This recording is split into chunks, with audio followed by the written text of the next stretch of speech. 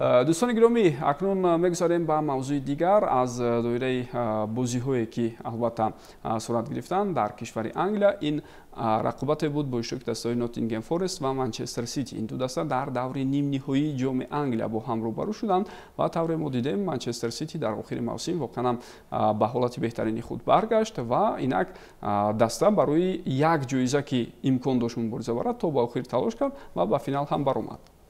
بله، منچستر سیتی فکر میکنم که اکنون آهسته آهسته اون بحرانی که داشت پس سر میکند، بازی‌های آخری خود را با غلبه پس سر میکند و یگانه امیدی که هست برای به دست آوردن جام برای دسته منچستر سیتی از آن گواردیولا با فکرم استفاده برده میتواند.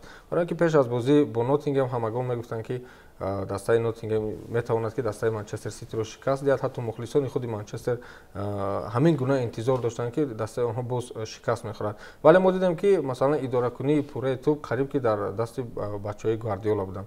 فکر میکنم اون بازیگران جوانی که اکنون به حیات جلب شدند و مرحله آموزشی آنها پس سر گردید، آنهایی که از امتحان نگذاشتند در کرسی احتیاطی می نشینند و آنهایی که از امتحان گواردیولا گذاشتند الان می توانند که با سیستم خود سرمربی کاتالانی مثلا موافق شدن، مطابق شدن و همین چیز را الان گواردیولا دست یافت. و این چیز فکر میکنم اکنون این موسم منچستر سیتی برای دسته های به مانند لیورپول و آرسنال در پرمیر لیگ انگلیا دردسرساز می شود.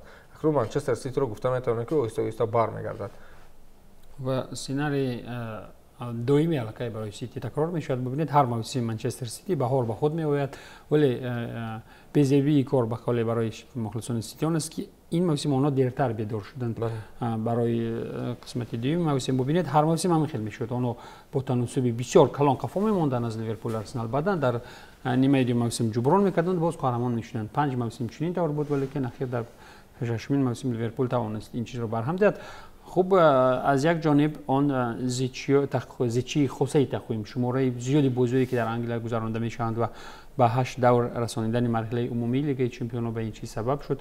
اگر نه آنها اگر بازی لیگ چمپیونها دیرتر گذرانده میشد، با اطمینان میتوان گفت با وجود آن مشکلات ریال آنها میتوانستند در لیگ چمپیونها هم خود را به کاله سفید کنند، ولی اینها و بست از آن که اینقدر موسم را در دوام موسم بد گذراندند، با احتمالیت زیاد با جایزه جنبست کردن این موسم برای دسته گواردیولا فلاکت نیست. این یک نجات موسم است و فکر میکنم اون نفرانی که گواردیولا را از زمره ما در دوام موسم و در دوام ناکام تنقید میکردیم باید که از گپای خودمون دست کشیم. ببینید نوبسته از آن مشکلاتی که دارد سیتی، البته که پول دارند، اینا در تابستان در زمستان 5 بازیگر نو خریداری کردند، خصوصا و اگر که با دغدغه و ولوله دیگر یک پیداش گم شده رفت، ولی که نفران دیگر ببینید در دسته درست موقع گرفتن، چه عمر مرموش، چه نیگو گانسالس و چه نفری دیگر.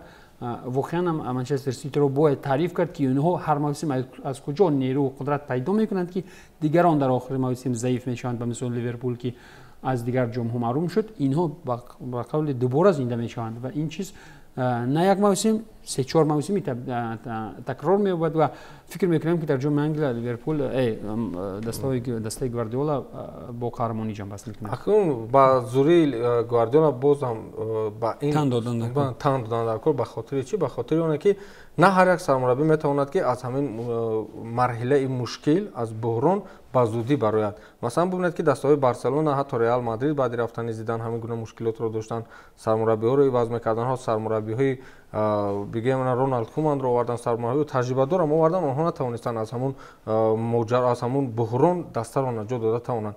ولی گواردیولا ببینید که با همین قدر مشکلات‌های جدی واقعا مشکلات جدی داشتن. مثلا اون نسلی که پیر شد باید نسل رو عوض می‌کردن، عوض کنی این نسل برای دل خود دسته مرحله طولانی رو طلب می‌کنند، ولی گواردیولا از عهده همین چیز به خوبی برآمده توانست. برای همین گواردیولا به قطار یکی از سرمربی‌های زورترین دنیا هم همراه می‌شود، با همین خاطر است فکر می‌کنم. بله و من باید بگم که بالاتر مابک درباره ترانسفرها گفت، از ترانسفرها واقعا همون 2 نفر بیشتر به هیئت وارد شدن، اما با اصطلاح همون ذخیره‌های داخلی دسته رو خوب استفاده کرد. نیکو اورایلی، ماکیتی و چند فوتبالباز دیگر که دست پروران خوبی منچستر سیتی هستند، آنها رو به هیئت اساسی گذاراند گواردیولا و آنها کمک خود را رسانیدند.